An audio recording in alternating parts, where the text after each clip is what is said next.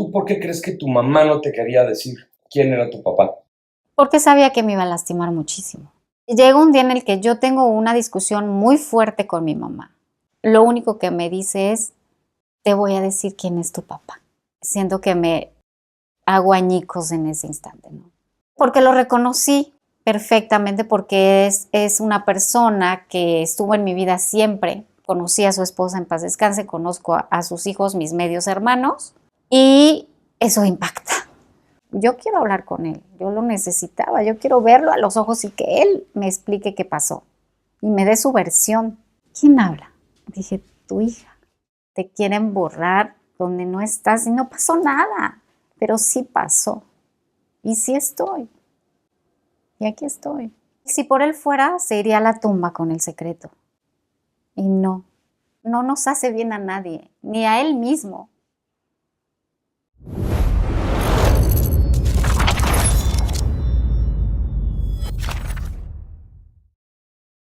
Regálanos, por favor, tu nombre, edad y a qué te dedicas. Bueno, mi nombre es Cintia Resinas, tengo 51 años, soy administradora y trabajo en una empresa de planes de inversión. ¿Tienes hijos? ¿Eres casada? Soy soltera y tengo 2 hijas, una de 21 y una de 9 años.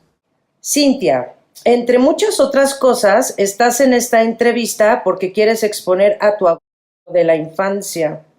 Te escuchamos, este es tu foro, dinos todo lo que tú quieras. Sí, pues estaba en un campamento familiar. Desgraciadamente mi madre no iba conmigo porque iba yo con toda mi familia, muchos tíos, muchos primos. Y pues todo iba marchando normal. Yo estaba en mi casita de campaña durmiendo, tenía yo 11 años. Y esta persona, que es un primo mayor que yo, tal vez unos 5 o 6 años, llegó de la nada, me despertó su mano en mi boca, todo él estaba encima de mí, solamente me hacía señas de que no hiciera y ni dijera nada. Olía demasiado alcohol, o sea, era evidente que estaba totalmente alcoholizado.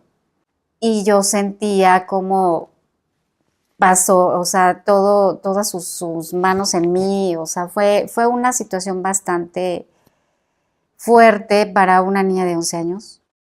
Lo más difícil fue después, porque él asumió por alguna razón que yo quería tener algo con él. No sé de dónde le salió esa idea. Yo la verdad es que nunca hice nada, nunca lo comenté con nadie, nunca lo dije con nadie.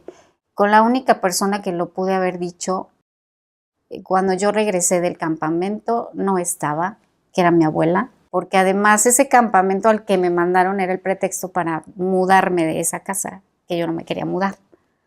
Entonces fue como, vete al campamento, yo regreso, ya no tengo recámara, ya no tengo esa casa, ya estoy viviendo en otro lado. Entonces fueron 2 situaciones muy frustrantes en mi vida, muy difíciles, que tenía que manejar como, pues quién sabe, ¿no? ¿Por qué de forma tan radical no querían que supieras que te ibas a cambiar de casa? Porque yo no quería irme. O sea, era irme con el nuevo esposo de mi mamá a otra casa y yo no quería. O sea, yo categóricamente le había dicho a mi madre, yo no me quiero ir, yo me quiero quedar aquí con mi mamá, que mi mamá era mi abuela. A ella le pareció que era mejor hacerlo así, sin que yo pudiera decir nada, porque entonces yo primero voy y busco a mi abuela, no está, entonces luego voy a mi cuarto y ya no existe mi cuarto. Entonces, simple y sencillamente me dice mi madre, bueno, pues ya nos vamos a nuestra nueva casa y ya está tu ropa allá y todo está allá, ¿no? Y yo pues, o sea, una niña de 11 años de verdad es que, ¿qué puede hacer, no? Es difícil. ¿Y por qué tu abuela era como tu mamá? Bueno, porque mi mamá era madre soltera. Entonces, evidentemente, en los años 70s, pues la mamá tiene que trabajar, está sola, no tiene el apoyo de una pareja y pues mi mamá se tiene que hacer cargo 100% de mí. Económicamente, mi madre tenía que trabajar sí o sí. Y para los cuidados y todo lo que implicaba mi escuela y demás, era mi abuela. Entonces la cercanía con mi abuela era fuertísima. De hecho, ella siempre dijo que ella tenía 7 hijos y que yo era la menor. O sea, ella siempre me arropó como una hija más, ¿no? La persona que más amaba en ese momento no estaba. Y simplemente, pues, ya agaché mi cabeza y me fui a donde estaba mi nueva recámara y donde iba yo a vivir a partir de ese momento. Fue sobrevivir porque además no fue la mejor pareja. El nuevo esposo de mi mamá no era la mejor pareja. Tenía yo encima al primo, o sea, no había manera, o sea, yo no sabía cómo decir no, no sabía cómo poner un alto, no sabía cómo poner un límite. ¿Con esto quieres decir que la continuó? Como se manejaba era, incluso recuerdo una escena perfecta cuando él me puso una canción de José José que se llama Tu Primera Vez, y él decía, esa es nuestra canción. Y yo me quedaba fría, helada y congelada y decía yo, ¿cómo? O sea, no estoy entendiendo qué está pasando aquí, pero lo dejé pasar. Y entonces cuando salíamos, por ejemplo, a una discoteca, a una fiesta en la noche, o sea, él pegado, y cuando nadie estaba o así, él me besaba y me tocaba y me invadía, insisto, o sea, y la realidad es que lo único que me preocupaba era asco y miedo, terror, porque siempre estaba borracho, era agresivo. Varias ocasiones me di cuenta que traía pistola. Una vez llegamos en taxi, él estaba sumamente borracho, pero en exceso. Llegamos, el taxista le dijo cuánto era lo que había que pagar y él le sacó la pistola. O sea, aterrada yo veía lo que estaba pasando y, o sea, yo solo quería salirme de ahí e irme a mi casa. Obvio, él ya no me dejaba irme a mi casa, ¿no? Afortunadamente se casó joven y no me volteó a ver jamás. Y ni siquiera hablarme, porque pues ya no. No sé si, o sea, no se lo permitía, ¿no? Pero mira, yo, Dios mío, gracias, o sea, por fin. ¿Y tú crees que alguien de tu familia alguna vez se dio cuenta? Mis primos, yo creo que sí. Es decir, sus hermanos. No, pues siempre salíamos en grupo de muchos primos y yo estoy segura que alguno sí se dio cuenta. Incluso no podemos descartar que alguno haya sabido y lo haya fomentado o hasta le haya dado risa, ¿no? De hecho, yo estoy completamente convencida que si yo ahorita lo tengo aquí enfrente y hablo con él y me va a decir, pero si a ti te gustaba, ¿no? ¿O no? O sea, pero si nunca me dijiste que no. Y la realidad es que yo vivía a punto del vómito, de la incomodidad, de la angustia, del miedo y del ¿cómo paro esto? O sea, ¿cómo? Y es algo, por lo que nos estás diciendo, que empezó desde que eras niña. A los 11. Y siguió hasta que eras Yo mujer. creo que yo tendría, cuando él se retiró, yo creo que debió haber tenido como 16. Su hermano, el que le sigue, también un día estaba yo dormida después de una fiesta de primos en un sillón y de repente me empezó a meter la mano. Nada más que yo desperté así muy, muy alterada, porque de hecho pues yo vivía alterada.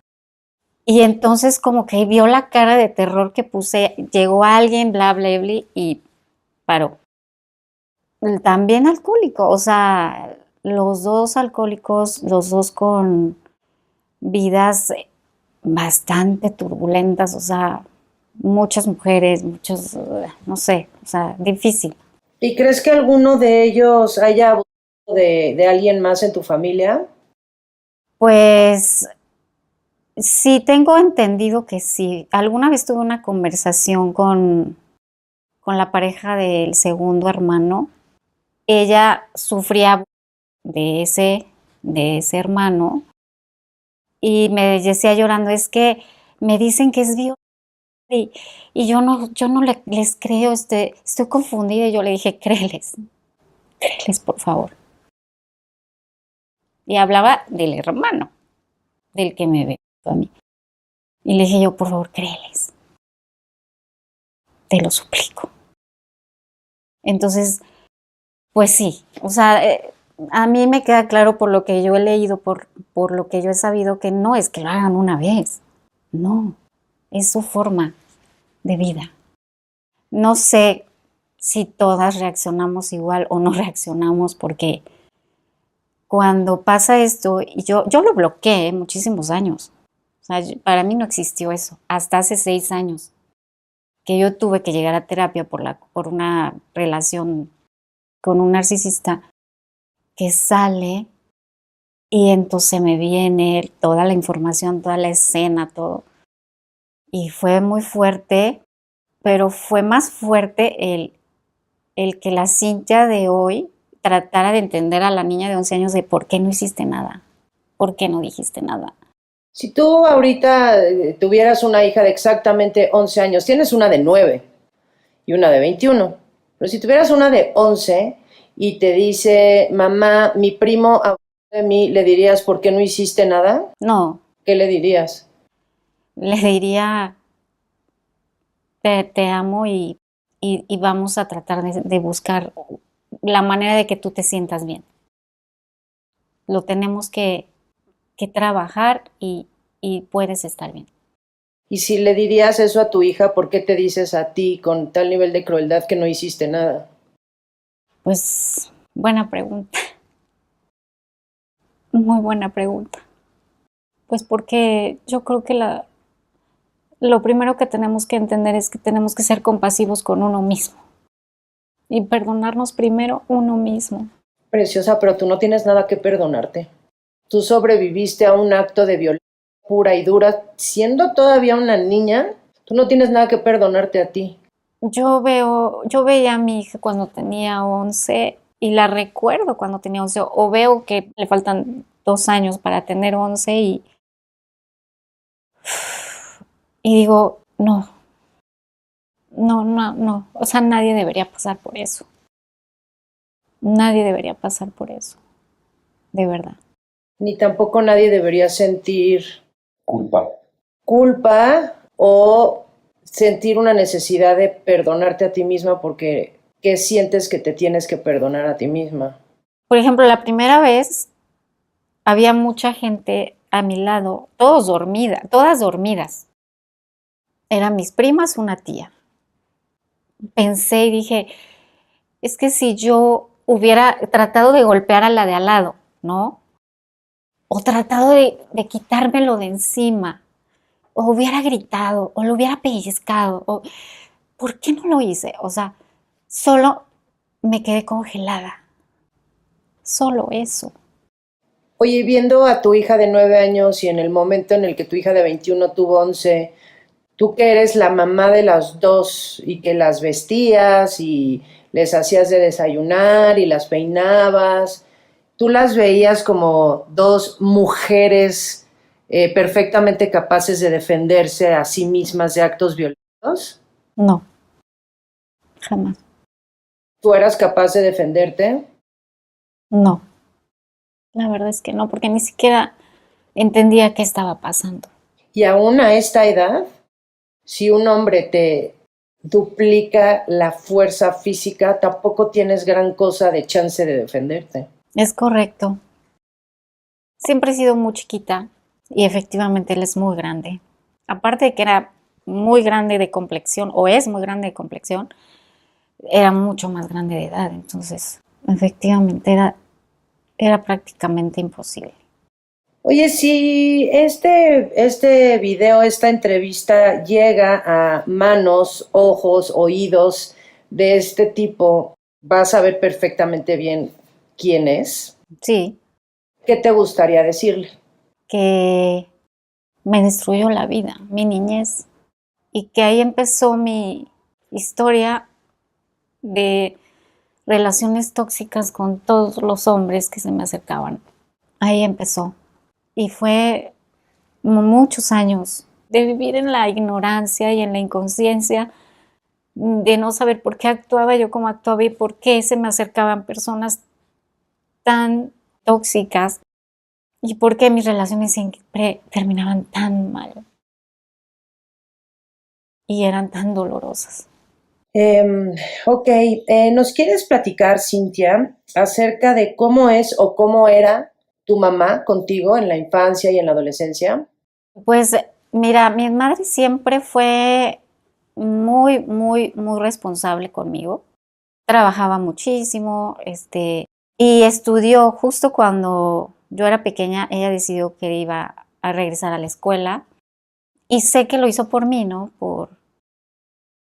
Porque ella fuera mejor persona. Lo único que yo siempre padecí pues fue de los tiempos, ¿no? Porque cuando pierdes a tu papá o no está tu papá en tu vida, desgraciadamente pierdes también a tu mamá. Porque entonces una sola persona tiene que hacerse cargo.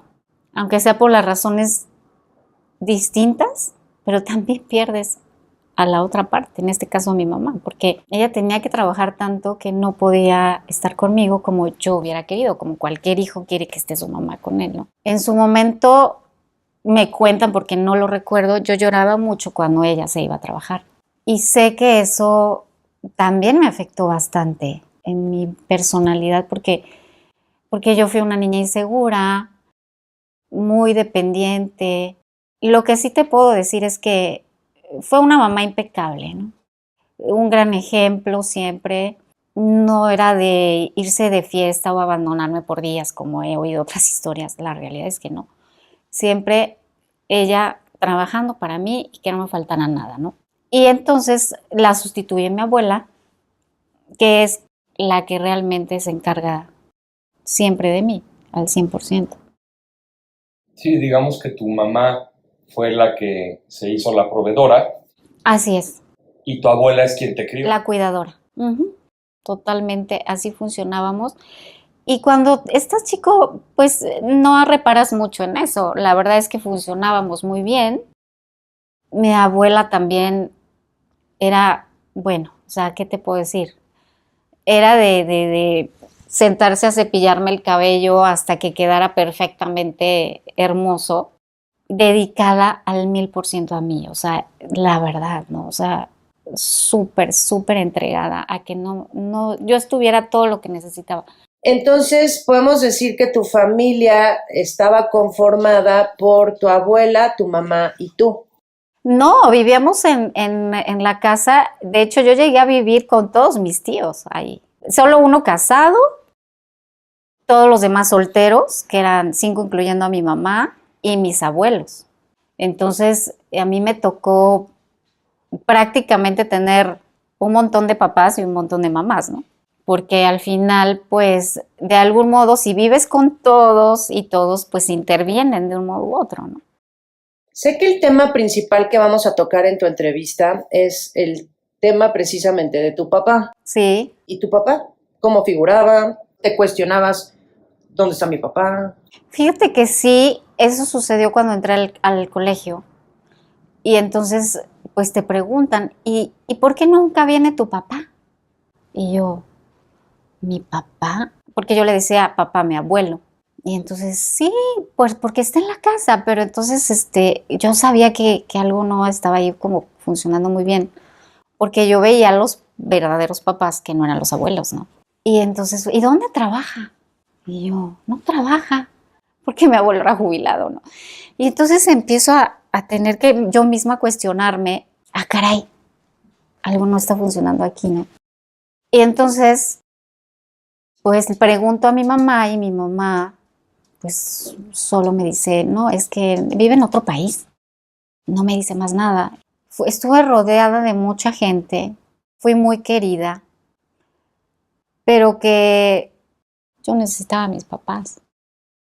¿Y alguien de tu familia te decía algo de tu papá?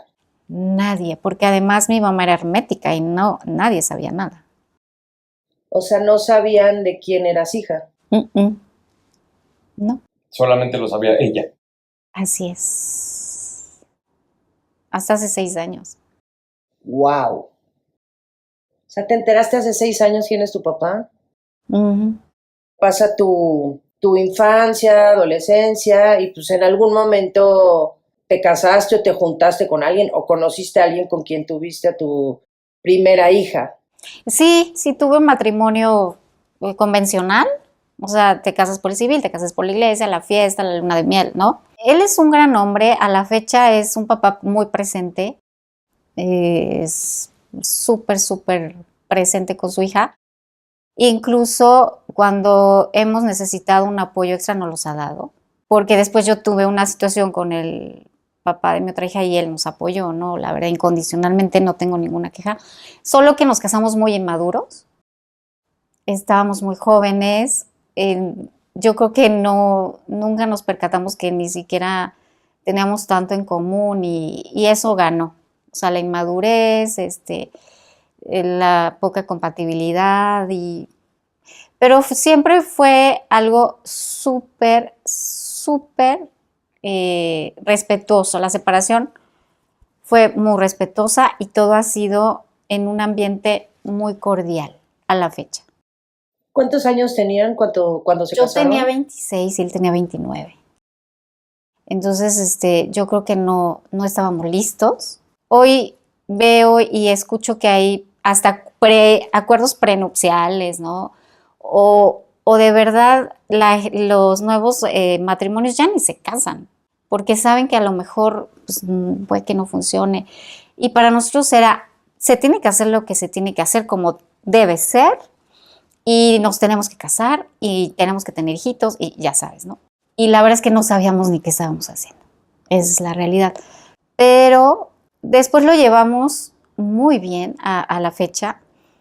Y la prueba está en que es una niña muy equilibrada y que siempre sí ha tenido a 2 papás, a lo mejor logísticamente separados, pero muy al pendiente, muy amorosos y muy para ella, ¿no? Muy presentes. Al 100%. ¿Y cuánto tiempo estuvieron casados? 5 años. Ya. O sea, yo tengo divorciada de él 19 años. Y entonces hasta la fecha tienes una muy buena relación con él. Excelente relación. O sea, al grado que fue mi cumpleaños y yo lo invité con su esposa. O sea, son amigos. Totalmente. Ay, qué bueno. Y te voy a decir algo valioso, porque creo que él se merece ese reconocimiento. Él ama profundamente a mi hija, a la que no es de él. Y cuando sale una, sale la otra. Y se van las dos. O sea, es un tipazo tu exmarido, pero pues no Al era mil. para ti. Exacto. Yo estoy convencida que nosotros nos unimos para tener Sí, ella tenía que nacer, ¿no? a mi hija, ajá, y más nada. Ay, qué bueno. Sí. Y entonces, ¿en qué momento es que te separas, te divorcias y en qué momento conoces al papá de tu segunda hija? De eso que nos quieres compartir. Sí, haz de cuenta que yo para cuando yo me separo la primera vez, yo tenía la gran, gran, gran ilusión y deseo de tener más hijos. Más hijos, hablo de 5 mínimo, ¿no? O sea, yo siempre dije, yo quiero ser mamá de muchos hijos. Entonces, cuando yo me separo, digo, bueno, no importa, los puedo tener en otro momento con otra persona. Y pasan los años y yo solamente empiezo a tener relaciones muy tormentosas, muy difíciles de concretar. Incluso una que tuve un poco larga, de 4 años, se muere.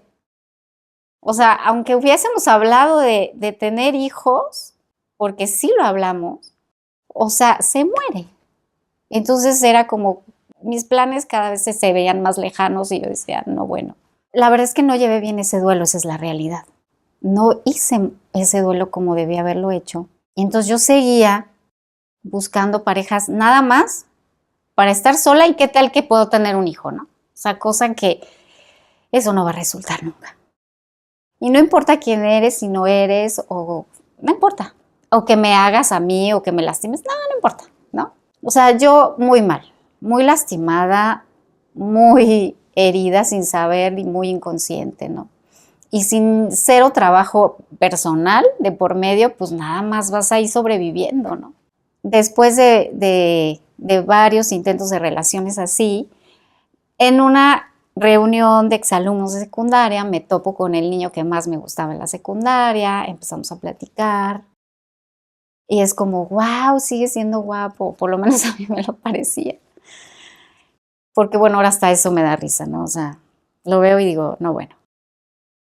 Y recuerdo que él se para enfrente de mí y entonces me dice, oye, ¿cómo has estado tanto tiempo, tantos años? No, bueno, qué barbaridad, sí, que no sé qué. Lo típico cuando estás en una reunión de exalumnos y tienes siglos de no verte. Y la primera mentira que el hombre me dice es, no, yo soy divorciado. Esa es la primera mentira. A los 3 segundos de tenerlo yo enfrente, ¿no? Y de no haberlo visto hacía 20 y muchos años.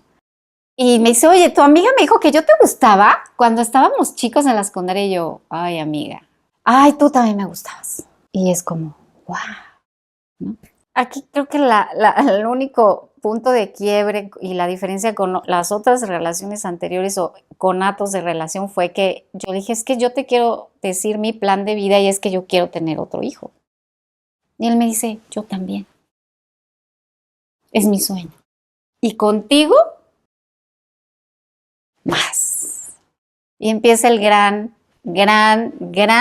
romance de telenovela. O el hombre perfecto, ¿no? Caballeroso, atento. No. O sea, yo decía, Dios mío, me saqué la lotería. O sea, qué barbaridad este hombre, ¿no? Y quiere tener un hijo. Mi sueño hecho realidad. De aquí soy. ¿No? Perfecto. Hasta que un día le digo, estoy embarazada. Que yo, de verdad, mi corazón explotaba de felicidad, obvio, ¿no? Y el tipo me dice, ¿cómo pasó? ¿Cómo? Y entonces yo, no entiendo tu pregunta, ¿no? No, es que, ¿sabes qué? No es un buen momento. Y yo, ¿perdón? ¿De qué me estás hablando? No, es que ahorita tengo muchos problemas con mis socios y estoy en un momento difícil. Y dije, bueno, o sea, no pasa nada, los podemos superar. Todo está bien. Vamos a tener un bebé, ¿no? ¿Sabes? Y él, no, ok, está bien. Pero haz de cuenta que le acababan de decir tu madre murió, güey. Haz de cuenta que se le cayó la cara. Y yo no entendía. Pero pues si no estábamos bien y éramos el amor de nuestra vida, ¿no? O cómo no. ¿No estábamos de acuerdo en que los dos queríamos un hijo también? O no, o cómo no. Y bueno, pues lo siguiente que pasa es que el tipo se empieza a desaparecer curiosamente, ¿no? Eran las citas para los controles prenatales y el tipo no aparecía y no lo encontrabas por días, ¿no? Por la edad, era embarazo de alto riesgo. ¿Cuántos años tenías? 41. Entonces, pues sí tuve un embarazo muy difícil. Pero además, era también el hecho de que no estaba teniendo el apoyo que yo estaba esperando. No estaba. El tipo no estaba. Empiezan los problemas es que te llamé, quedamos de vernos en el médico, ni siquiera tenías el teléfono apagado, por ejemplo, ¿no? O sea, por lo que entiendo, Cintia, no vivían juntos. No. En ese momento no vivíamos juntos. La idea siempre fue, porque se habló previamente, que en cuanto yo me embarazara nos íbamos a ir a vivir juntos. Evidentemente, cuando pasaba 1 mes, 2 meses, 3 meses de embarazo, yo le decía, ¿y cuándo nos vamos a ir a vivir juntos? Y él, ¿qué? ¿Cómo? Es que te dije que no era un buen momento, yo te lo dije. Debes de darme un tiempo, dame 1 año por lo menos para yo poderme recuperar. Yo, ok, está bien, perfecto. La verdad es que ya cuando estás en ese momento, en esas circunstancias, es como, ¿qué hago, no? Pues darle tiempo, ¿no? Yo, si algo tenía en mente es que yo sí quería tener una familia. Yo no quería ser madre soltera. ¿Cómo crees? No, yo iba a tener una familia, como diera lugar, costa de lo que fuera. Entonces, bueno, pues todo se agrava a tal grado que pues no hay respuesta del hombre. Yo estoy a un mes de parir y yo no sé dónde voy a parir. Su no respuesta clara de qué vamos a hacer, de no sentir su apoyo, de no estar presente como debería estar, como yo lo esperaría que un papá que quiere tener un hijo, me lo había dicho así, hubiera tenido que estar. Y un día le digo, o sea, necesito que me digas dónde voy a tener a mi hija. Y él dijo, pues no sé. Y ahí empezó la gran tragedia, porque entonces él fue de como de, mira, yo tengo un proyecto muy bueno que nos va a cambiar la vida, nos va a unir como familia, pero depende de ti. ¿Tú quieres tener tu familia? Tienes que ayudarme. Tú dices que quieres una familia. Bueno, pues tienes que invertirle. Esto no es gratis. Mi proyecto se trata de poner un negocio, pero necesito dinero. Y si tú no me ayudas, ¿quién? Si tú no me apoyas, ¿quién? Y ahí va. Me sale mi herida de abandono y es como, claro, por supuesto que te voy a apoyar. Pues si lo último que quiero es que esto salga mal. Quiero que seamos una familia. ¿Qué necesitas? Pues dinero. Y no creas que me pidió un peso, ¿eh? No. Fue mucho dinero. 300,000 pesos que yo le di en efectivo porque era lo que necesitaba para el negocio. Y después un poco más para el parto, el hospital, ¿sabes? Todos los gastos que se venían. Y además el señor, muy listo, es que lo necesito en efectivo, o sea, no transfer, no, ni cheque certificado, de cheque de caja, no, efectivo. Eran mis ahorros. Bueno, ya, bye. No pasa nada, hombre. Somos una familia, ¿no? Somos familia, ¿no? Y yo voy corriendo, lo saco del banco y se lo doy.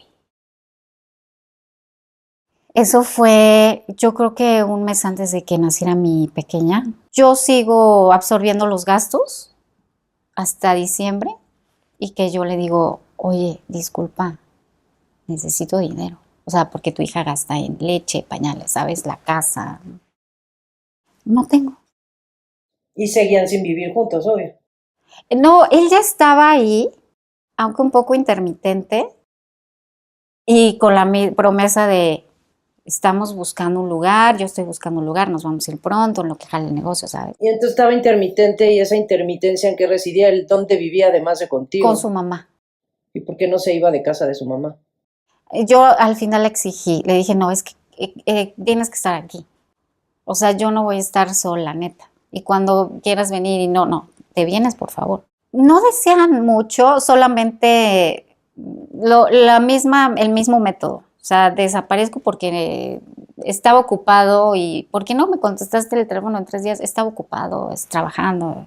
Pero bueno, llega diciembre y yo le digo, oye, ¿sabes? Diciembre, además los gastos de los regalos extra y demás.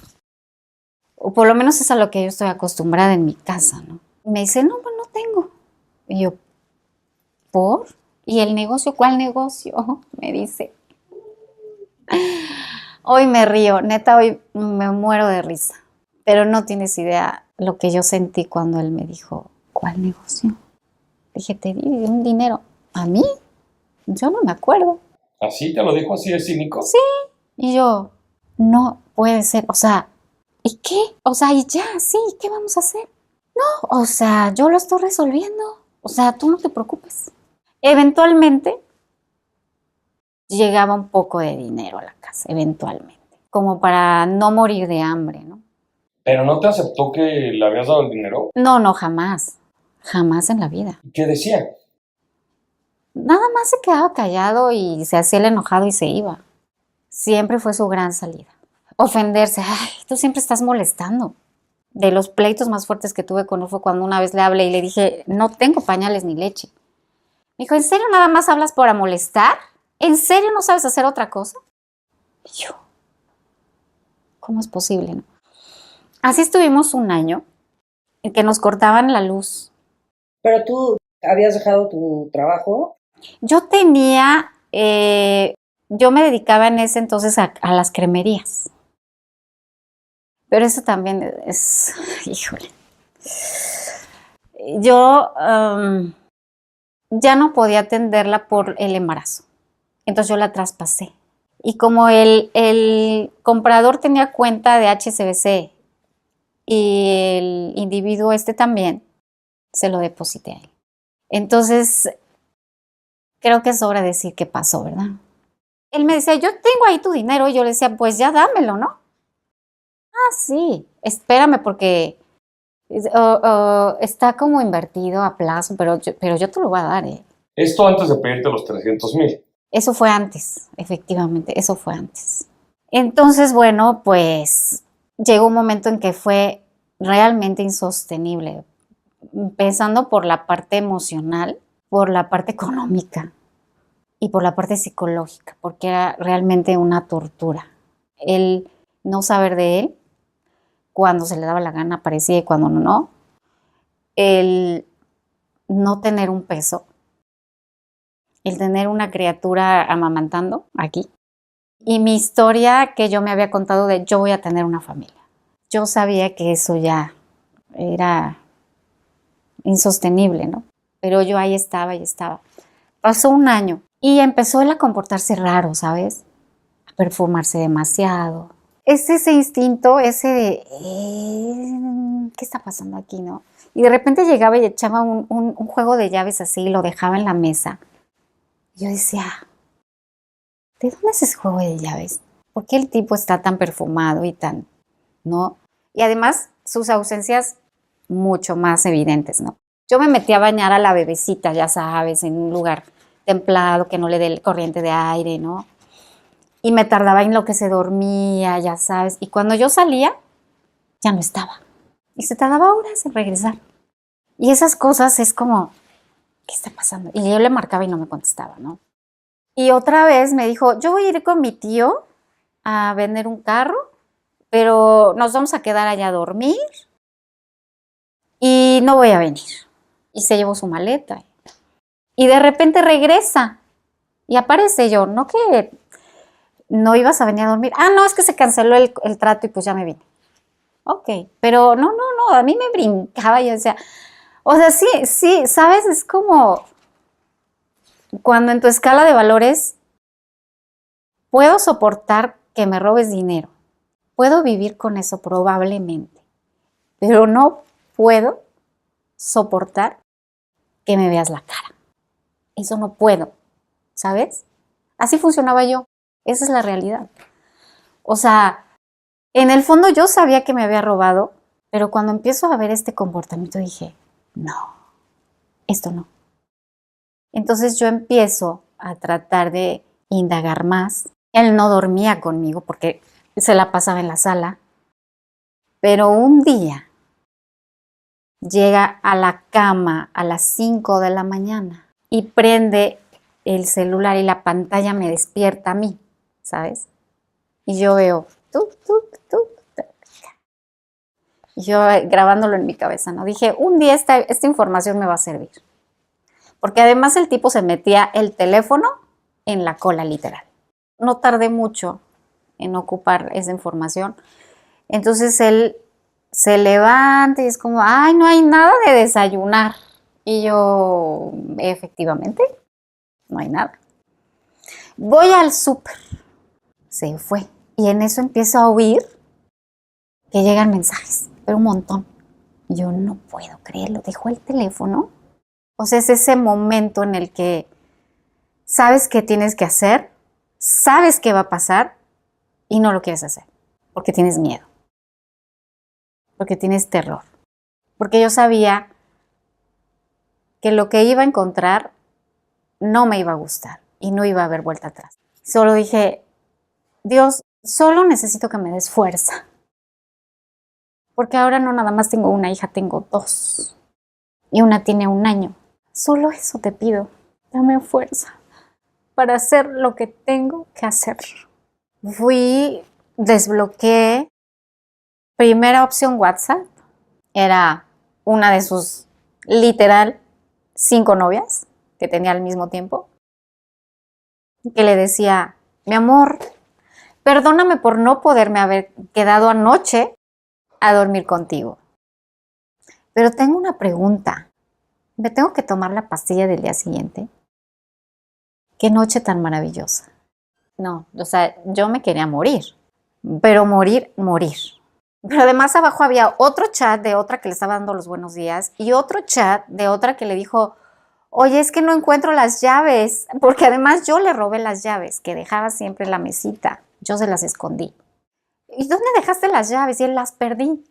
Y otro chat de otra que le decía, oye, entonces ¿en qué quedamos? Que sí te gustan las mascotas, cuando vivamos juntos, sí vamos a tener perritos y así, ¿verdad?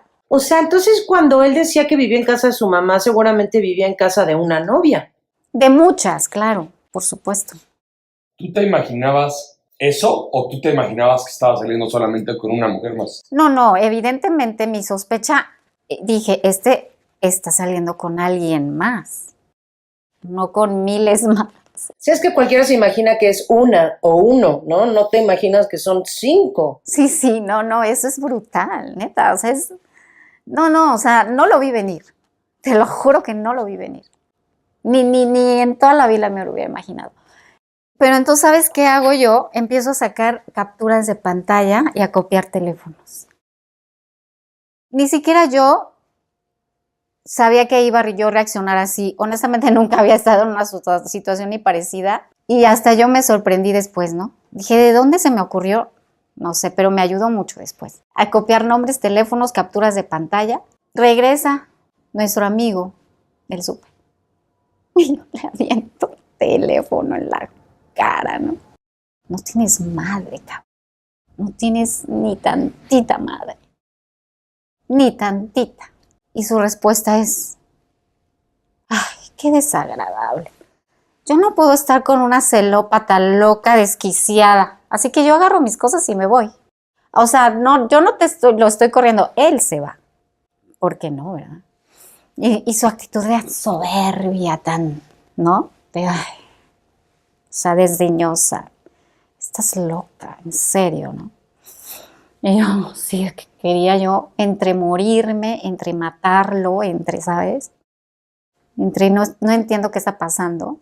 Y en la puerta, o sea, agarra sus 3 cosas que tenía ahí y me dice, tú sin mí no eres nada y no vas a hacer nada en la vida.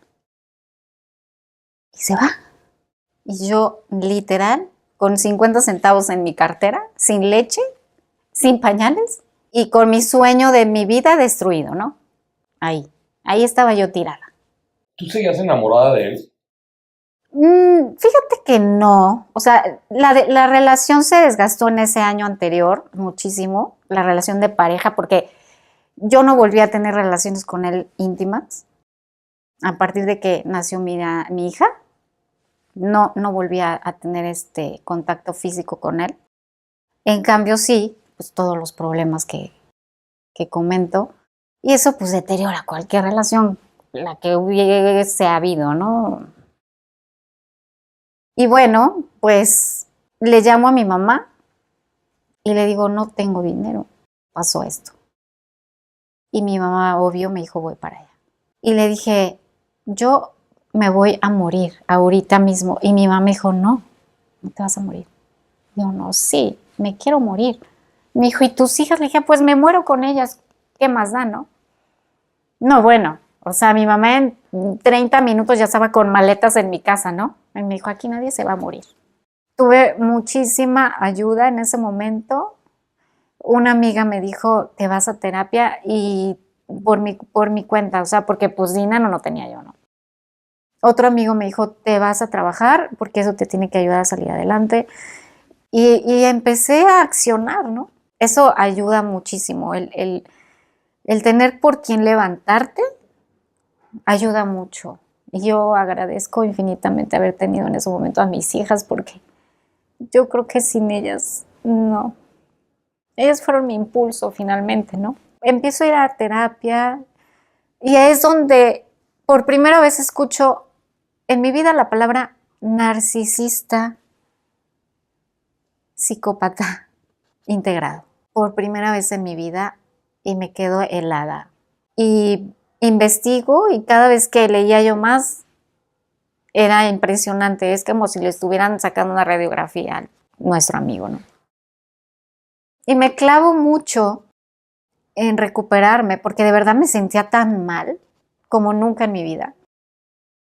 Porque sí había tenido relaciones de verdad difíciles y siempre caía yo en la depresión y así, pero no como en esa ocasión, o sea, nada parecido. Pero entre más mal me sentía, más buscaba opciones y maneras. Y si la terapeuta me decía, tienes que hacer ejercicio y ir al gimnasio, pues yo me iba a matarme a hacer ejercicio por horas con tal de quitarme la ansiedad. O sea, yo creo que tuve ataques de ansiedad durante un año seguido y al mismo tiempo tenía yo que cuidar a mis hijas y al mismo tiempo tenía yo que ver de qué iba a comer yo, ¿no? Y empezaba yo a recordar, ¿no? Cada detalle de sus ausencias, de, por ejemplo, una vez que supuestamente estaba él trabajando en la computadora ya en la madrugada y a mí me empieza a llegar un olor a marihuana. Y yo digo, pues, ¿de dónde salgo? Y bueno, pues el tipo en mi sala fumando marihuana, ¿no? Y entonces empiezo ya a ver las cosas con los ojos abiertos y desde otra perspectiva y digo, claro, ahí estuvo siempre y yo no lo quería ver. Esa es la realidad, ¿no?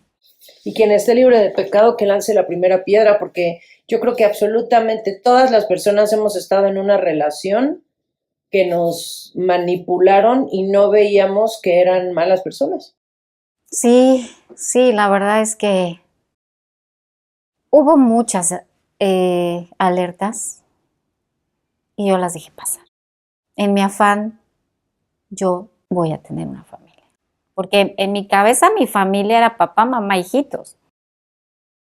Porque hoy tengo una familia hermosa, solo que se conforma de diferente manera. ¿Él en algún momento mostró interés por su hija? Fíjate que sí, en el año que estuvo conviviendo con ella, que estaba, sí era interesado. Cuando él se va, incluso a los pocos meses me busca y me dice, voy a ir por la niña y me la voy a llevar. Y ahí es cuando a mí me dio muchísimo miedo.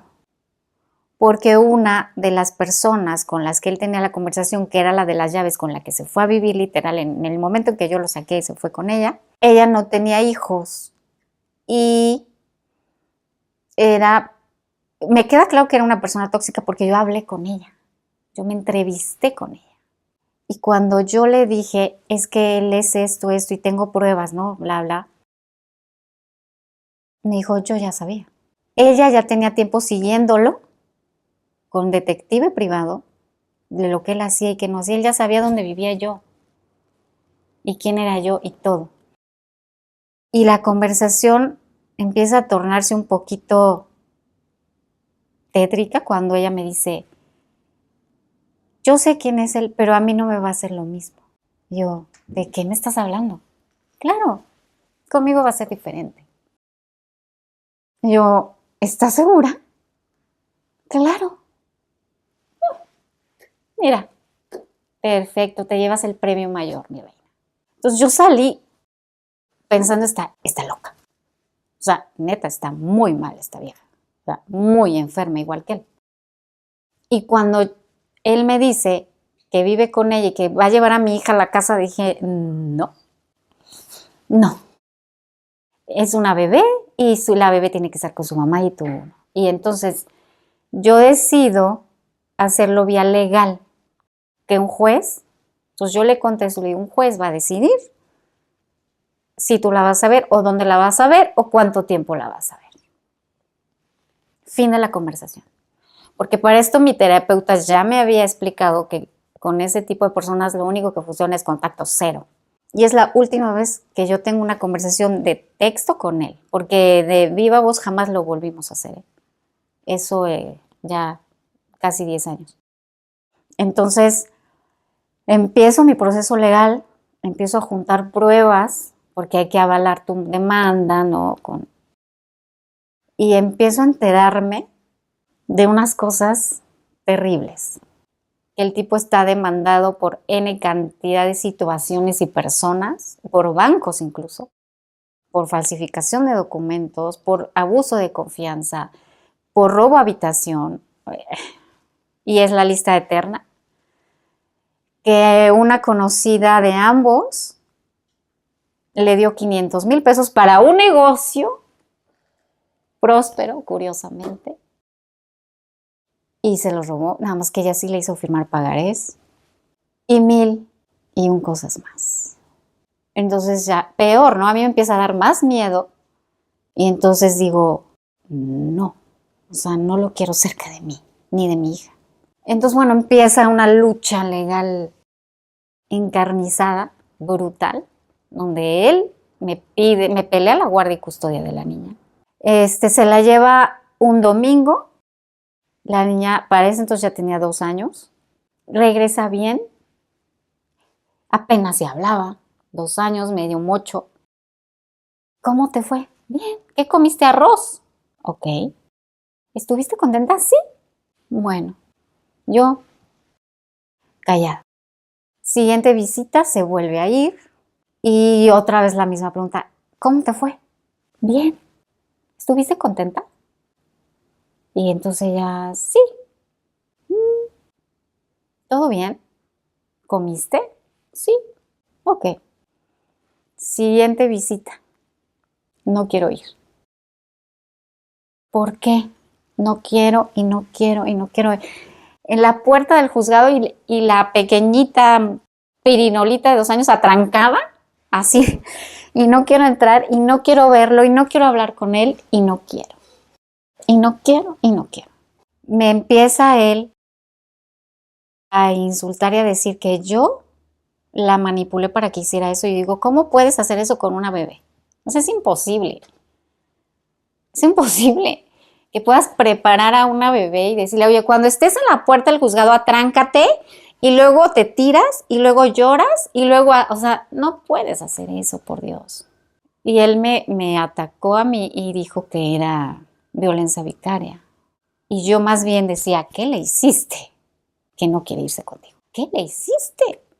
Ya yo estaba aterrada de ver a la niña como nada más de verlo, me abrazaba y se hacía así y se encogía. Y yo dije, ¿qué le hizo? ¿Qué pasó, no? Y por más que yo le preguntaba, ¿por qué no? No me contestaba y solo me decía, no quiero y no quiero y no quiero. Afortunadamente, tengo el abogado más fregón del planeta. Y usamos todos los recursos que teníamos a la mano y evidentemente, bueno, pues el señor dejó de pagar a sus abogados. ¿Por qué será? Ya no encontró otra víctima más y se empezó a alargar esto porque él ya no tenía abogados, ya no iba a las audiencias, nos habían retirado ya las visitas y ya, ¿no? Entonces, por sugerencia, y se lo agradezco mucho también a mi abogado, me dijo que teníamos que seguir con el proceso por nuestro lado, ¿no? Pasara lo que pasara. Pero que en lo civil ya no íbamos a poder hacer nada, pero seguía la vía penal. En el 2019 levanté la misma denuncia por pensión alimenticia, pero vía penal. No pasa nada porque viene la pandemia. Se queda como muerto. Y en febrero, de la nada, me llaman y me dicen, tienes audiencia. Van a casa del susodicho y la mamá les dice que no, tiene años que no sabe de él, ¿sabes? Y le dicen, está bien, nada más que en este momento se le genera orden de aprehensión porque esto es un proceso penal y no es cualquier cosa. Y entonces casualmente lo localiza y sabe de él. Entonces, bueno, se presenta, pide que se reprograme la audiencia porque no está listo. y empezamos el proceso. Nos vuelven a dar fecha para marzo, se hace la audiencia, lo vinculan a proceso y estamos ahorita en ese. Ya nada más ahorita estamos en una etapa en la que él o me paga o empieza el juicio con probabilidad de que lo sentencien son de 3 a 6 años de prisión, porque los alimentos para un menor son sagrados. ¿Y alguna vez, Cintia, tu hijita te dijo por qué no se quería ir con su papá? Fíjate que a los pocos meses, tal vez diría que un año más, ella estaba jugando con sus muñecas. Entonces estamos hablando que ella tendría 3 años. Y entonces ella le dice a una muñeca, tú no te puedes ir con tu papá. Y entonces yo me acerco y le digo, ¿por qué no se va con su papá, hija? Y dice, porque su papá le dice, te tienes que quedar conmigo y no vas a ir a otro lado y te vas a quedar conmigo y no vas a ver a tu mamá hoy. Y ella se asusta, mamá. Y ahí comprendí todo. Claro. O sea, entonces yo me imaginé la escena que la pobre pequeñita de 2 años de repente es como, ¿dónde estoy? Oye, quiero ver a mi mamá. Y entonces el individuo le dice, no, no la vas a ver porque estás conmigo, ¿no? Y entonces ella es como, ¿cómo que no voy a ver a mi mamá? Si yo la quiero ahorita, la necesito porque la quiero ver. Y entonces ella generó un estrés de ansiedad de, si yo me voy con él, ya no voy a ver a mi mamá. La poca empatía con una pequeñita que no te conoce, que apenas estás intentando hacer un vínculo con ella y le dices eso, es verdad, o sea, ¿cómo es posible? Pero yo era la manipuladora, yo. Y entonces hasta la fecha él ya no buscó a su hija. Jamás. ¿Y supiste algo de él, de su vida personal? Sí, hablé, me buscaban mucho las novias. Bueno, yo hablé con todas las que conseguí el número y ninguna sabía de mí ni de mi pequeña hija. Él siempre se presentaba como soltero, empresario exitoso. Exitoso empresario soltero en busca de un amor, ¿sabes? Cuando le hablaban a él y le reclamaban, no, se arremetía en mi chat y me decía hasta de lo que me iba a morir, ¿no? Cuando cada teatrito se le iba cayendo, ¿no? ¿Y tú hacías eso para proteger a las otras mujeres? Sí, por supuesto, un poco para entender de qué tamaño era esto, pero un poco porque a mí me hubiera gustado saber eso antes, la verdad, me hubiera encantado. Que me hubiera dicho, ahí están las pruebas, ¿no? Pero muchos años después, como 3, 4 años después, me contactó una de sus exparejas múltiples, porque él siempre ha tenido muchas al mismo tiempo, siempre, ¿no? Y me contó que con la persona que se había ido estaba muy mal, que lo trataba muy mal, que físicamente estaba muy mal, y sí lo comprobé en el juzgado, y que le iba mal. Y ella me dijo, yo me embaracé de él, en cuanto él supo de mi embarazo, desapareció. Y además, ¿cuántos hijos tiene? Obvio debe tener muchísimos, evidentemente. Ella lo perdió desgraciadamente, perdió a su bebé y él apareció curiosamente de nuevo y le dijo, deberíamos irnos a vivir juntos, tú y yo. Afortunadamente ella no cayó y bueno, no sabía toda esta historia tampoco, ¿verdad? Y sí me interesó que la supiera porque como que ella estaba dudosa en que si lo iba a aceptar o no, y yo le dije, bueno, esta es la información, haz con ella lo que quieras. Ya no sabía yo qué esperar, si la otra lo aceptó porque ella jura y perjura que no le iba a hacer eso, ¿no? Siendo que esta última me dijo, o sea, ella sabe de mí, siempre supo de mí, y todo el tiempo le está llamando cuando está conmigo, y sabemos todos sabemos todos lo que tenemos que saber. Yo no quise ya jugar ese juego más, no era posible y yo obviamente pues lo más separado de todo eso quería estar, ¿no? ¿Hay algo más que quieras agregar del tema de este tipo? ¿Algo que le quieras decir? Sí quisiera decir algo. Sí hay algo que me que me queda de todos mis procesos de vida es la justicia. O sea, siempre para mí es muy importante hacer lo justo y lo que se debe hacer. Y a él le corresponde atender monetariamente a su hija. Y es lo único que es lo que estoy peleando, más nada. Y confío en las leyes, confío en mi abogado y estoy convencida que va a resultar en bien para mi hija. Yo estoy convencida que él se gana el premio al maestro más fuerte que he tenido en mi vida. Se lleva una medalla especial. Y yo sí me atrevo a agradecerle primero a mi hija, que es mi tesorito hermoso, pero además lo fuerte que me hizo. Gracias a él trabajé mucho conmigo,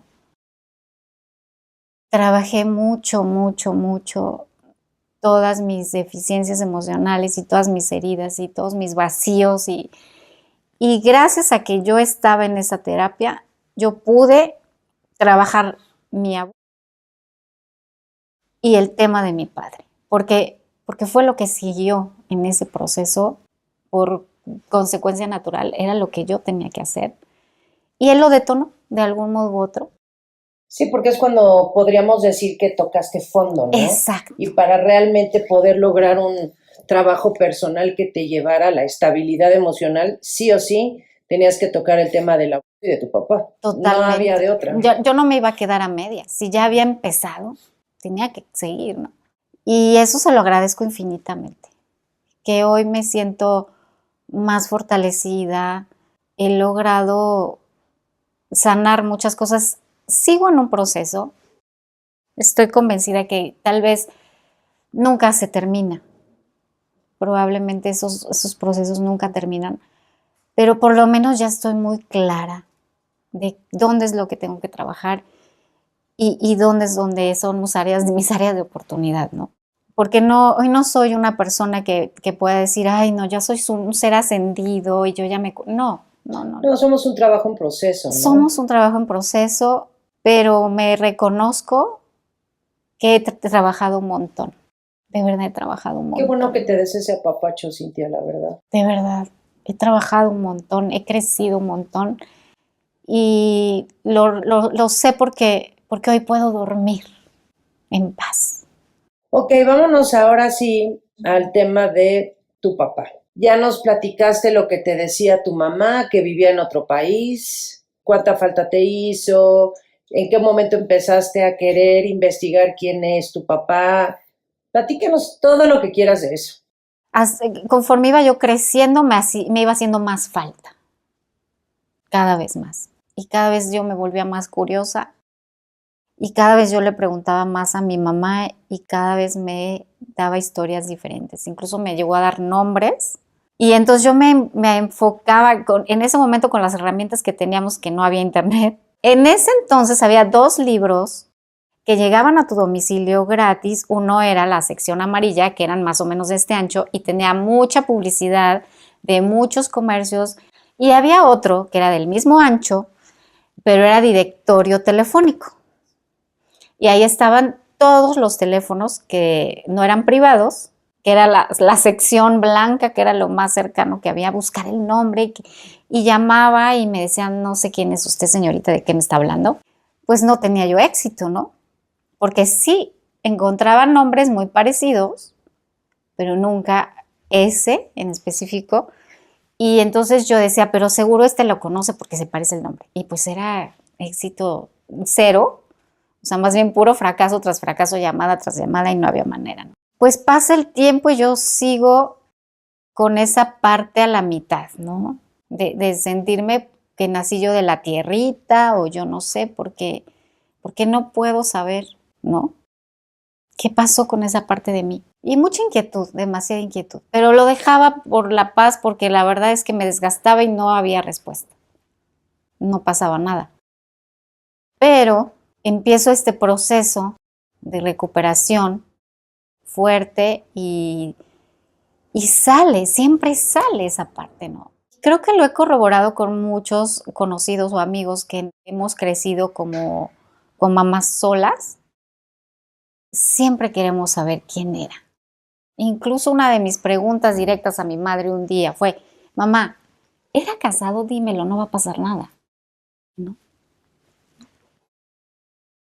Ok, entonces otra vez buscar otra pista, ¿no? O sea, ¿qué onda? Me confundía yo en mis teorías, que yo sola, historias que yo me contaba, ¿no? En ese momento, ¿tú por qué crees que tu mamá no te quería decir quién era tu papá? Porque sabía que me iba a lastimar muchísimo. Sabía que me iba a dar en toda la torre. Entonces, ¿Y no será también una parte esa y otra por protegerlo a él, de que no se metiera en problemas? pues es que no sé hasta qué punto ella estuvo acordaron, o sea, fue un acuerdo de dos. Más bien tal vez no romper el acuerdo que habían tenido, porque ella estuvo de acuerdo. Y llega un día en el que yo tengo una discusión muy fuerte con mi mamá, sumamente fuerte, en donde yo le digo, tú ni siquiera sabes que yo fui una niña. Y entonces mi mamá, antes de decir cualquier cosa, nada, lo único que me dice es, te voy a decir quién es tu papá. Y yo, ok, está bien. Entonces lo hicimos en el consultorio de la terapeuta. De hecho, se lo dijo a ella.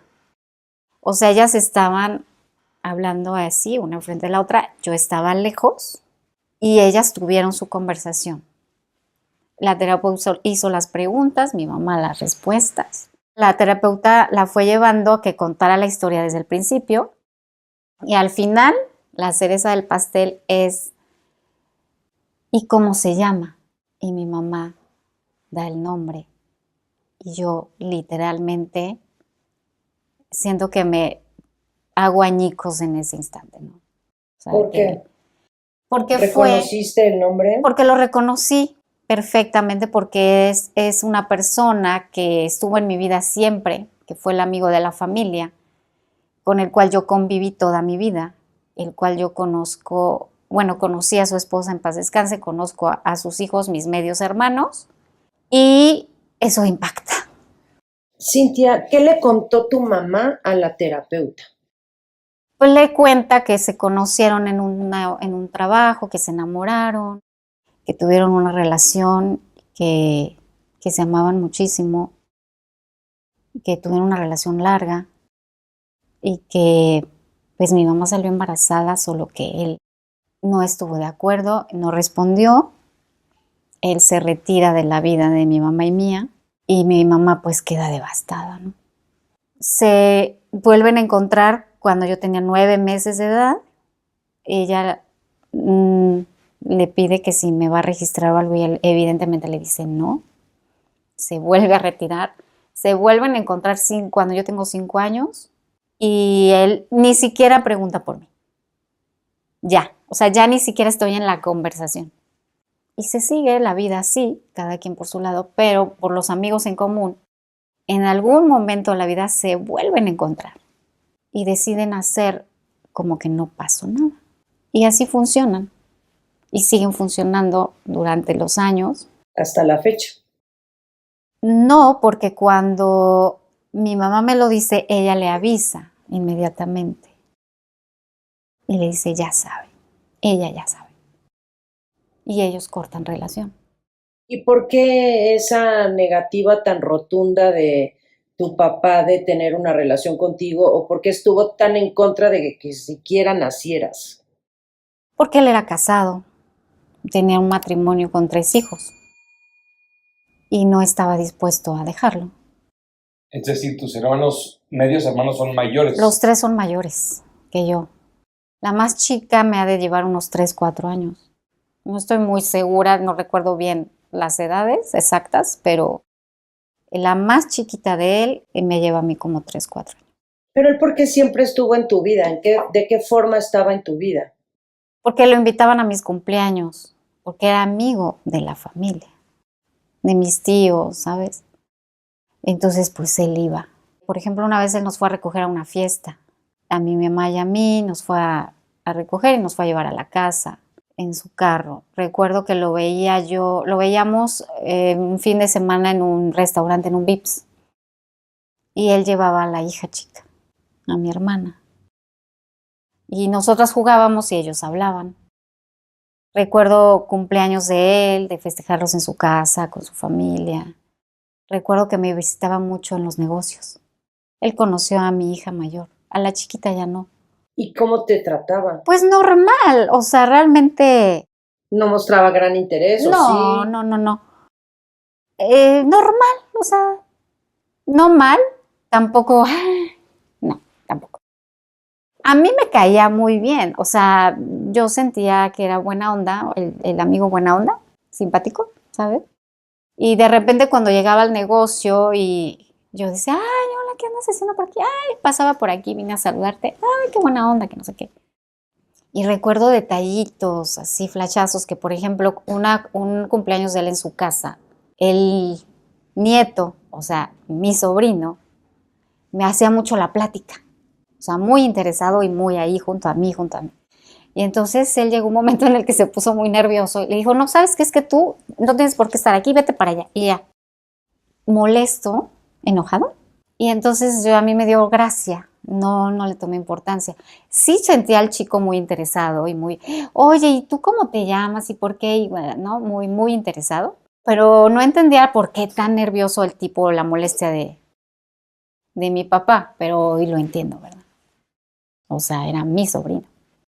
Nada más que nosotros no lo sabíamos. ¿Y tú estás convencida de que nadie de tu familia lo sabía? Aparte de tu mamá, evidentemente. Fíjate que yo recuerdo cuando yo tenía 6 años, que una prima que es como un par de años más grande que yo, no tanto, jugando en la resbaladilla, en el columpio, ahí así, normal, en el patio de la abuela, me dijo, oye, tú sí sabes que tu papá es Arturo, ¿no? Y yo, no, no es. Y entonces ella, sí, él es. Yo creo que lo pensé 3 segundos y seguí jugando. Y jamás volví a acordarme de esa conversación. Lo que no entiendo es por qué ella lo sabía. Porque yo he hablado con mi tía y mi tía no tenía idea, ni nadie más. O sea, O igual y sí, pero no te quiso decir que sabía para no lastimarte, ¿no? probablemente yo la sentí muy sorprendida, sumamente sorprendida, tanto que al grado que ella también estaba muy contrariada. O sea, ella estaba sumamente contrariada y dice, es que no lo puedo creer. De verdad es que no lo puedo creer. Entonces yo pensaría que de verdad no sabía. Nunca voy a saber por qué esa niñita de 8 en ese entonces sí lo sabía. Nunca lo voy a entender. Ni tal vez nunca lo vaya a saber. Pero Pero tu mamá te asegura que nadie lo sabía. que nadie lo sabía. Que nadie lo sabía. Y entonces, esto de la terapeuta, o sea, que fueron tú y tu mamá a terapia, y ahí te enteraste de quién es tu papá. ¿Y hace cuánto tiempo fue eso? 6 años. Hace 6 años. ¿Y de ahí qué pasó? No, pues de ahí creo que no he sentido más adolorido mi corazón que en ese momento. O sea, es un dolor tan fuerte que yo sentí en el pecho que no podía ni respirar, ¿no? Empiezo un proceso muy fuerte de entender qué pasó. Empiezo a buscar respuestas a mi dolor por todos lados. Y si me decían constelaciones familiares, yo hacía constelaciones familiares. Y si me decían una regresión, yo la hacía y todo lo que tenía a la mano, y obviamente al de la mano de mi terapeuta seguía yo trabajando y todo porque yo necesitaba entender por qué pasó, por qué. O sea, es a la historia de siempre, ay, bueno, es que él era casado, pero nos enamoramos. Eso no pasa y va a seguir pasando, ¿no? De verdad que eso no era el punto. O sea, yo decía, pero lo demás era innecesario, ¿no? Violencia innecesaria. Cuando hablo de lo demás me refiero a en qué momento se hizo el acuerdo de total silencio Y por lo menos yo lo sentí así, de decir, no existió, si yo no me acuerdo, no pasó. Y eso es muy doloroso, ¿sabes? Porque yo sí pasé y estoy aquí y soy una persona. Sí estoy, sí existo y estoy aquí. ¿De qué manera puedes hacerlo tan fácil como decir, no pasó nada, aquí no pasó nada? Eso era lo que a mí me costaba muchas lágrimas y mucho dolor en mi corazón entender. ¿Cómo llegas a ese punto, no? Sí, porque quienes más te deben de querer, que son tus papás, pues a tu papá no le interesó que existieras, ¿no? O sea, hasta eras una causal de divorcio para él más que una hija. Es Ujú. como, esta niña va a hacer que me divorcien, Sí, ¿no? sí, sí, totalmente. Y creo que mi palabra que siempre uso no es justo, ¿no? Es que no es justo. Eso fue lo más difícil, lo más doloroso. Pero de verdad, o sea, si hay algo que para ese entonces yo ya había entendido, es que yo lo podía superar. Si algo me quedaba claro después de mi relación con un narcisista, es que todo se puede trabajar y superar. Empiezo con mi proceso de entender y de sanar sobre todo, ¿no? Porque es un hecho que yo quiero una relación con mi mamá, amo a mi mamá y no iba a salir de mi vida, ¿no? Entonces, hoy en día mis hijas son así con mi mamá, o sea, muy, muy unidas, muy apegadas. Y lo más fácil hubiera sido sacarla de mi vida y bye. Pero esa no era opción. Entonces yo tenía que buscar una manera de resolver en favor de toda la familia y en favor de mí, sobre todo, ¿no? Entonces empecé a buscar todas las herramientas y alternativas que estuviera yo a la mano y como todo, efectivamente, fui asentando la situación. Fíjate que mi primer instinto cuando yo salgo del consultorio, lo primero que yo quiero hacer, así de corazón, es ir a buscarlo. Y yo sabía que él me iba a abrir la puerta porque nos conocemos perfecto. Esa fue mi primer idea, salir de ahí, casi casi dejar a mi mamá y yo me voy a buscarte y necesito respuestas. Pero algo me detuvo y yo sabía que su esposa estaba muy grave, con una condición del corazón sumamente delicada y dije no, no porque ella no se lo merece. O sea, ella era una linda persona. Enormemente persona, hermosa, linda, que siempre nos recibió con amor, con atenciones y con mucho cariño. Y yo estaba segura que ella no sabía. Entonces yo dije, yo no voy a hacerle eso. O sea, no la voy a matar, porque eso la hubiera matado. Y no voy a tener eso en mi conciencia, porque además, tanto ella como yo somos ajenas a esto, ¿no? Eso me detuvo, eso me detuvo. Y al mismo tiempo que yo avanzaba en resolver mis emociones, en asentar un poquito mi corazón, que se detuviera, ideaba yo la manera de cómo contactar con él. Yo quiero hablar con él, yo lo necesitaba, yo quiero verlo a los ojos y que él me explique qué pasó y me dé su versión, porque siempre hay dos versiones, ¿no? Entonces, ideó un plan con la pareja que tenía en ese entonces, que por cierto murió también. Entonces, y le digo, sabes que tú le vas a marcar y tú vas a pedir con él y cuando tú estés hablando con él, me lo pasas. Perfecto. Marco, se lo pasan y él le dice, oye, soy fulano de tal, te voy a pasar a alguien. Y entonces yo contesto y le digo, hola. Y me dice, ¿quién habla? Y yo le digo, Cintia.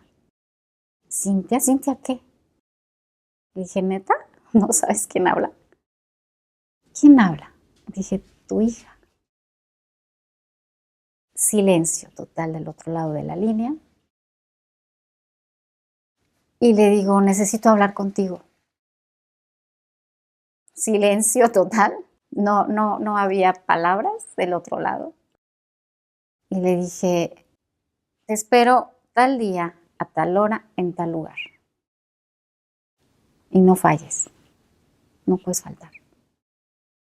Entonces le empezó, alguien que me pase una pluma y un papel porque voy a anotar una dirección. Que no sé qué me dijiste? ¿Cuál? ¿Cómo? Ya yo le repetí los datos 20 veces. ¿Dónde lo citaste? En una plaza. Colgamos. El día de la cita, antes de salir, mi hija me dijo, no vayas. ¿Por qué? Tengo que hablar con él. Y me dijo, no va a ir. Y te vas a poner mal. Y le dije, sí va a ir. Me dijo que sí iba a ir. Quedamos.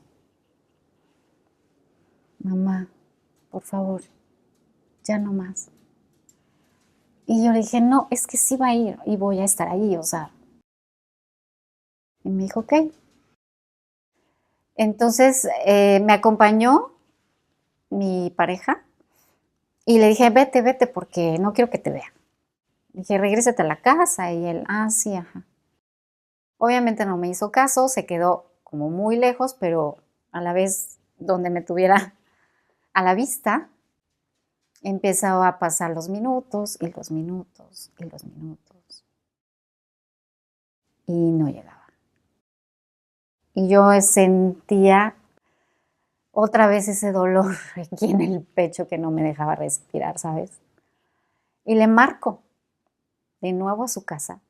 Y le digo, bueno, y intento decirle, oye, te estoy esperando, ¿por qué no vas a venir? Y estaba ocupado, y ocupado, y ocupado. Y a la larga empezó a decir, está fuera de servicio.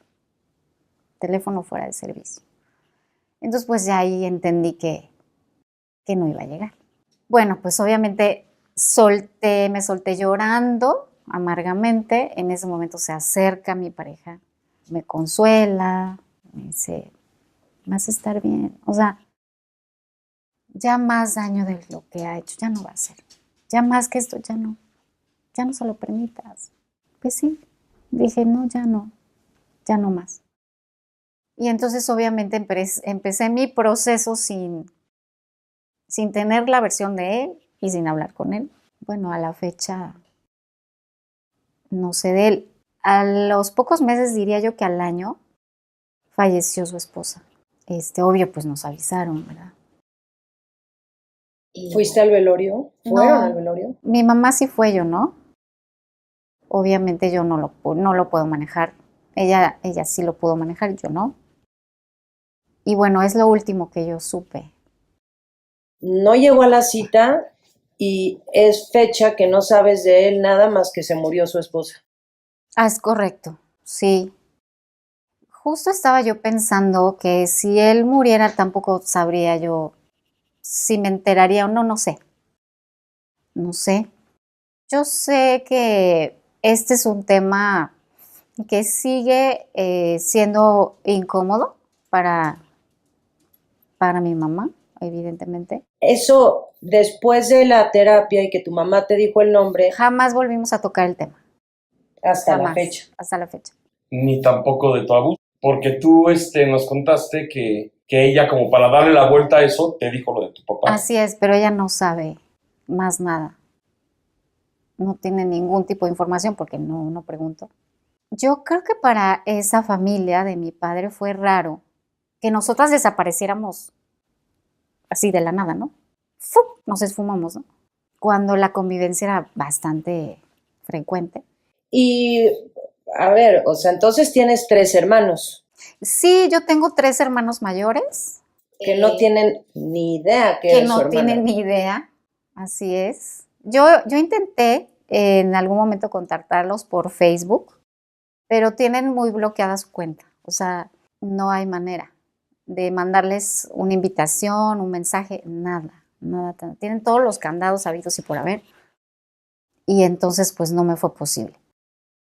Ya después, conforme yo iba avanzando en mi proceso, haciendo todo el proceso de perdón, cartas, insisto, de métodos de sanación, se me fue como calmando ese ímpetu de que alguien supiera, ¿no?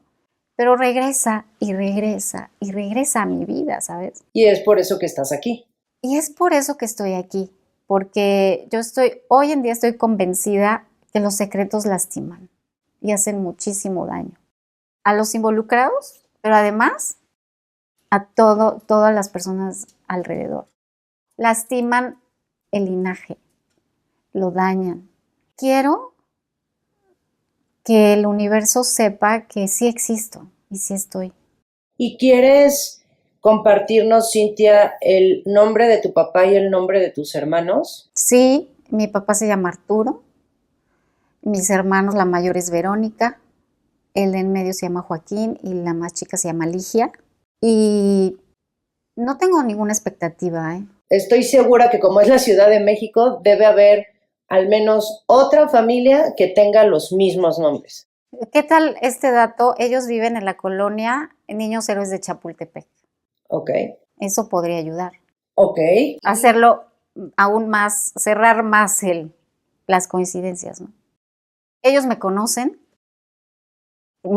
perfectamente, saben mi nombre, me han visto N veces y convivimos mucho, por muchos años. Entonces yo creo que eso debe bastar. No hay manera posible que se les haya olvidado quién eres. No hay manera. Fueron demasiados años. 45, nada más. Y si acaso ellos están viendo esta entrevista, pues a ellos les va a doler mucho saber que su papá engañó a su mamá y que tuvo una hija de ese engaño y que además rechazó a la hija y que tú no tienes, sobre todo tú no, o sea, tú eres la que menos culpa tiene de todo esto, ¿no? Tú eres la hija no deseada y siempre es como la apestada. Sí, a mí me tocó ser la parte más perdedora o la más marcada, rechazada. Y sí es un estigma fuerte con el que vives. Porque yo hoy en día, de algún modo, siempre siento que no pertenezco a ningún lado. Siempre estoy más a la defensiva y siempre estoy buscando que no se cometa una injusticia. Y muy en mi subconsciente sé que también siempre busco no ser rechazada de un modo u otro, ¿no? Eres sensible al rechazo. Totalmente. Y yo sé que todo viene de ahí, ¿no? De esa parte donde te quieren borrar, donde no estás y no pasó nada, pero sí pasó. Y sí estoy. Y aquí estoy. De verdad, no tengo ninguna expectativa con ellos, en sí con ellos. Que no te quiero decir, no, es que a mí me gustaría tener una relación con mis hermanos. No pasa nada, de verdad. No pasa nada si no me buscan, no pasa nada si no quieren saber de mí, si me odian, que sería injusto, pero puede pasar. Pero sí necesito que sepan. ¿Y qué les quieres decir tanto a tus hermanos como a tu papá? A mi papá,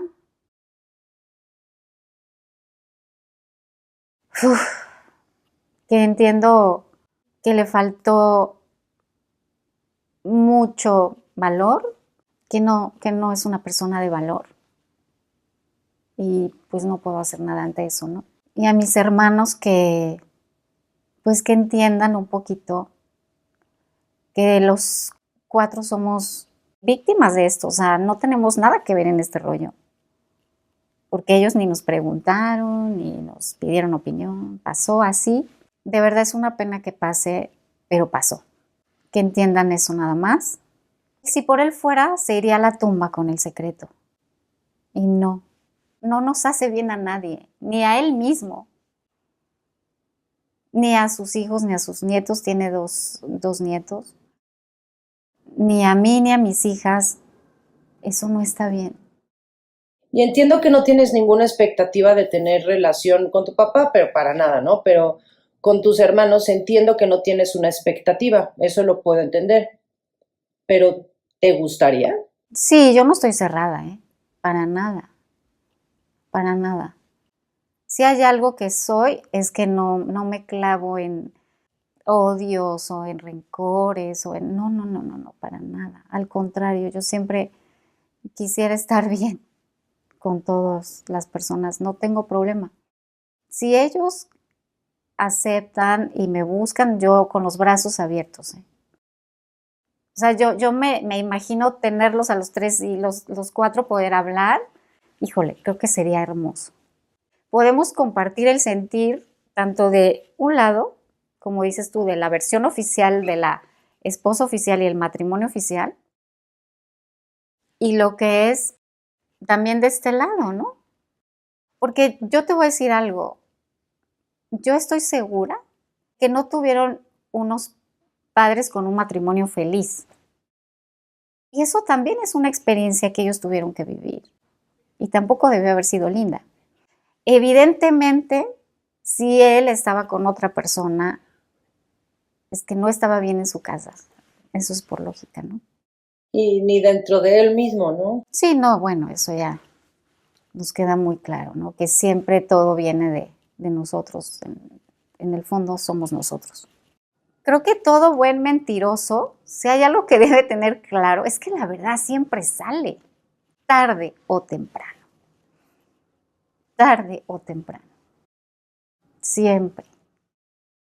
Oye, Cintia, ¿y cuál es tu sentir hacia tu mamá con todo esto hoy? Es muy buena pregunta, ¿no?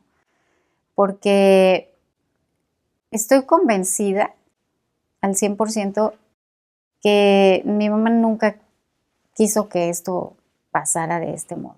Pero las circunstancias la fueron orillando y llegó un momento en el que, por protegerme, decidió que esa era la mejor opción. La más práctica, la más fácil y la que tenía a la mano, ¿no? Entonces, como bueno, no tenemos para qué rascarle más, vamos a dejarlo así, lo cerramos con 20 candados, echamos la llave, la perdemos, ¿no? Y además, hay algo aquí que no se nos olvide. Ella tuvo la oportunidad de no tenerme y decidió que sí iba a echar el paquetote, que se iba a echar a la sociedad encima, que iba a estar sola y que iba sola. Y aún así, fue la más valiente y lo hizo. Y yo se lo agradezco. Porque además, gracias a ella estoy aquí, están mis hijas y soy la que soy. ¿Y a tus hijas te gustaría decirles algo? Sí, claro que sí. Que son el viento que mueve mis alas. ¿Tú crees que todo esto que has vivido ha impactado en la forma en la cual las has criado? Al 100%, porque creo que aprendí a cuidar. Hoy en día sé cuidar, me gusta cuidar a mi gente. A ellas ya les tocó una versión de una mamá totalmente opuesta a la que yo tuve, ¿sabes? O sea, si hay algo que más amo hacer es cuidarlas y protegerlas y enseñarlas y hacerlas fuertes y darles todas las herramientas que yo hoy sé y tengo a la mano para que ellas puedan estar mejor. Quiero estar con ellas, quiero ser parte de su vida hasta donde ellas lo permitan, ¿no? Entonces creo que es muy, muy bueno que mis padres me hayan enseñado hoy a cuidar y a amar y a proteger a mis hijas. Quiero decir que estoy orgullosa de la que soy hoy, que necesito que ya no haya secretos en mi vida, que ya no haya secretos en mi familia, porque es lo más sano. Y aunque duele, y aunque incomoda, y aunque no todos estén de acuerdo, pero al final es lo mejor, de verdad, da mucha paz. Que si es el destino está escrito para que mis hermanos sepan, así va a ser, gracias a tus seguidores, así va a ser. Y que gracias a mis hijas que fueron el impulso en todo momento, estoy aquí. Gran parte de eso lo hago por ellas, que son el viento que mueve mi salón.